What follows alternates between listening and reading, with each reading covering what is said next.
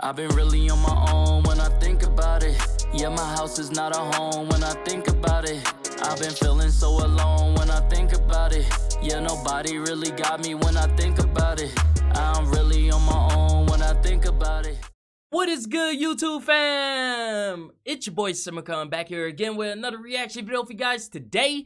For today's reaction video, we got top 10 darkest moments in Family Guy. Now, we know Family Guy is no stranger, controversy, dark moments, and just saying things that are just wild.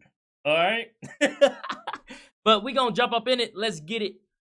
During the most recent seasons of Family Guy, we've seen more and more stories that were darker than the rest. Topics such as murder, domestic abuse, suicide, and harassment began to be used more and more frequently. While some of these instances are overshadowed by comedy, using the violence itself to entertain, such as during Peter's infamous chicken fights, others are left to purposely invoke a sense of paranoia and fear into the audience. Today, we want to cover what we consider to be the top 10 darkest moments on Family Guy. And no, we won't be talking about Peter's search history being revealed, which, may I add, could have been avoided if you were using a VPN. Today's video is sponsored by Surfshark VPN. Surfshark is a virtual private network that helps you keep your data encrypted as you connect to the internet. You can also use Surfshark to connect to other regions. This could be handy if you wanted to watch Family Guy or other shows on Disney+. All it takes is a single click on Surfshark and you'll be connected to a different region within seconds. When you change your region, it will now enable you to watch stuff like Family Guy, Bob's Burgers, American Dad, or loads of other TV shows you might not be able to see in your current region. Another advantage of Surfshark VPN is that since it encrypts your data, you won't have to worry about anyone watching what you do online. So no one will be making fun of you for watching American Dad instead of Family Guy. If you'd like an amazing discount, go to surfshark.deals/screenaddicts and use our promo code SCREENADDICTS for an 83% off and 3 extra months for free. Or just click the link down below which will automatically apply the discount code for you. Starting at number 10, we have Brian's Confession. In the episode simply titled Brian and Stewie, the duo found themselves You know what's crazy about this episode, man, is a lot of people don't like it.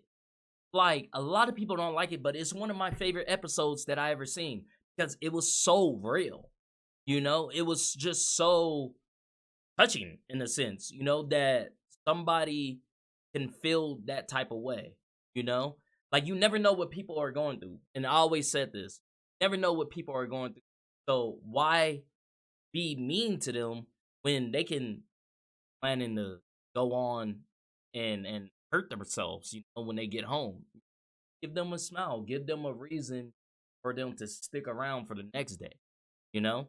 I love that episode because it truly showcased that. Like, for me personally, it hit something in me that is just those heartstrings, you know, like damn, it just tugged on them like ding ding ding ding. locked in a bank vault. Things quickly escalated when Stewie, rather than calling for help, used the last of his battery life to call a store to make a clothing return. This set the tone for the two, with the rising anger towards one another, followed by the sullen calm afterward. In one of these more calm moments, Stewie decided to ask Brian why he kept a gun in his safety deposit box. Initially, Brian tried to play off the question, first implying that there wasn't really any reason, before trying to tell Stewie that the baby wouldn't understand anyway. But after a moment, he caved and revealed it was for if he ever wanted to take his own life. This was then followed by Brian explaining how he had days where life became too hard to deal with, and that being a canine that wasn't so in touch with that part of himself, he felt lost. This episode stood out, being commended by fans for handling the topic with a level of sensitivity we don't normally see in the series. Following at number 9 is Peter being harassed. After showing up to work without glasses, Peter became the object of Angela's obsession. She started doing all she could to objectify Peter at work. When that wasn't enough, she began calling his house and insisting he sleep with her, using the fact that she was suicidal to guilt Peter into following through. Seeing Peter slowly become more and more terrorized was awful enough, but the fact that he couldn't get any help made it worse. When talking to his friends, they didn't offer any real advice, and when Peter went to Lois, she dismissed him, stating that he couldn't be harassed even if he liked it.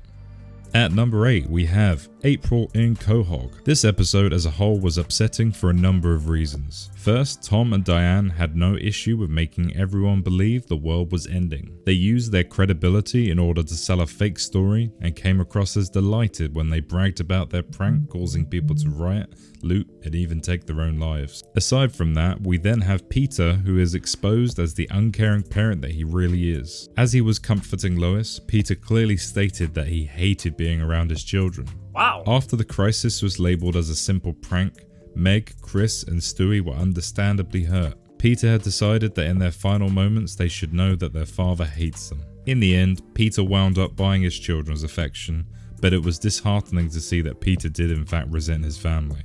Taking place at number 7 is Death on Mount Everest. When Lois decided to reconnect with an ex, the family was forced to sit through a dinner in which Ross and his wife and son were able to gloat about their success. Lois, not wanting to be bested, demanded that they also go to climb Mount Everest in order to prove they weren't the losers Ross's family labelled them as. Not only was this a horrible thing to do purely out of spite and put the family in danger, but this ordeal led to the Griffins having to eat Ross's son when they found him dead. Even worse was after this, when the Griffins see the distraught parents looking for their son, they didn't say anything and allowed the couple to walk right into a horrible storm. Wow! Next at number 6 is Seashell Seahorse Party. This was another instance where the episode as a whole was incredibly disturbing. Trapped in the house during a hurricane, the family falls into boredom and so finds ways to make the time pass. In Brian's case, the solution was to take a bunch of mushrooms he had been saving and experiencing a horrible trip. As with many of Brian's ideas, this didn't pan out well for him, with the canine deciding to cut off his ear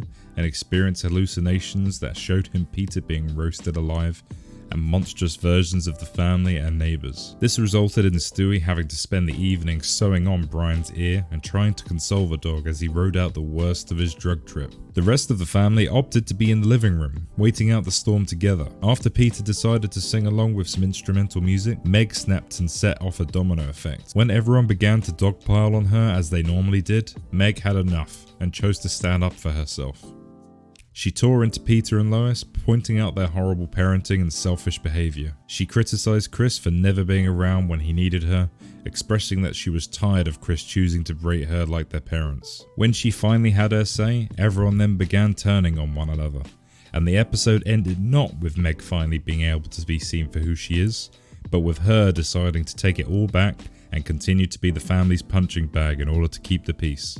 At number 5 is Evil Stewie. After he failed to shoot a child that had picked on him, Stewie was left to wonder what he had done to mess up, claiming he assembled the gun enough times to know better. When Brian stated it was because the infant was losing his edge, Stewie decided to fix it so his evil streak was once again intact. This experiment wound up failing to boost Stewie's need to be evil and instead created an entire secondary version of him that would go by Evil Stewie. What followed was several instances of Evil Stewie running around, maiming and killing people. When he first came across Brian, he chopped the dog's tail off and nearly suffocated him. When the original Stewie came across the scene, he was nearly made to eat the severed tail. As the evil baby fled, he sliced the woman in half before stealing her vehicle and was also shown to shatter the Kool-Aid.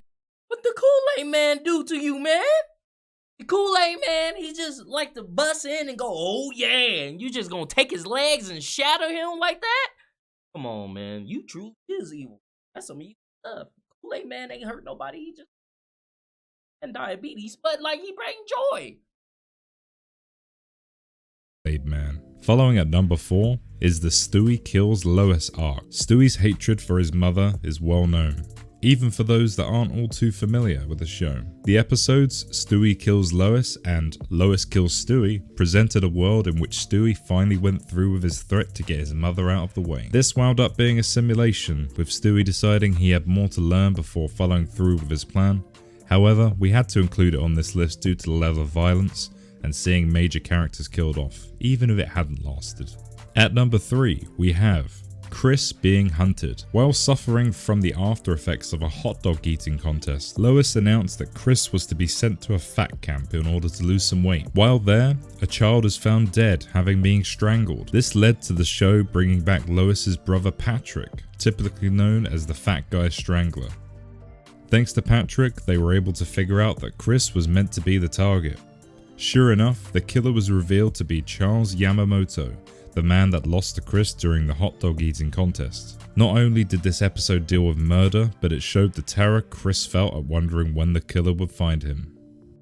Taking our number 2 ranking is Quagmire's sister. When she returned after Glenn's near-death experience, viewers were shown more of the horrible life she was stuck in. Brenda was beaten and berated by her boyfriend Jeff to the point that many tried to get Brenda to get the courage to leave the man. When this failed, with Brenda explaining she was marrying Jeff due to being pregnant, Glenn, Peter and Joe decided to lure Jeff away to kill him. This plan nearly failed, with Jeff catching on and attempting to choke Glenn to death before Quagmire managed to crush Jeff to a tree with his car. The story ended with Brenda being given a fake note that told her Jeff left her before the credits rolled, leaving the 3 friends to share in the dark secret. Finally, at our number 1 spot for the darkest moment in Family Guy, we have Road to the North Pole. When one thinks of Christmas specials, one normally thinks of light-hearted and song-filled stories of wonder and magic. This was not one of those stories. It began by Stewie feeling insulted at not being given a gift he wanted, and so deciding to go to the North Pole to kill Santa himself. Brian, not able to convince Stewie that Santa wasn't real, was dragged along for the trip. Not only was Santa real, but he was sickly and begged Stewie to kill him. He explained how Christmas had become so demanding that everything in the North Pole suffered. The reindeer were feral, the elves inbred and walking to their deaths, and Santa appeared malnourished and sleep deprived. Along with all of this, when Stewie and Brian offered to help, they made things worse and assaulted a family. But what do you all think? What do you consider to be the darkest moment on Family Guy? Let us know in the comment section below. Also, don't forget to subscribe. Bro, Family Guy they get dark, bro. Like, they get real dark at times. That's a good list, man. That's definitely a good list. Family Guy there's so many things that come with Family Guy. Get funniness, darkness, sense of reality, you know. And I think that's why the show is so great. If you guys like this video, go ahead and hit that thumbs up button for me. Thank you guys for commenting, sharing, and subscribing. And I'll see you guys next time. Peace.